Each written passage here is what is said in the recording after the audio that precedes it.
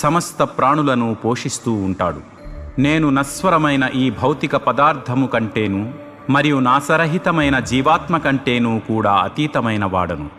కాబట్టి వేదములలో మరియు స్మృతులలో నేనే సర్వోత్కృష్ట దివ్యపురుషుడిగా కీర్తింపబడ్డాను.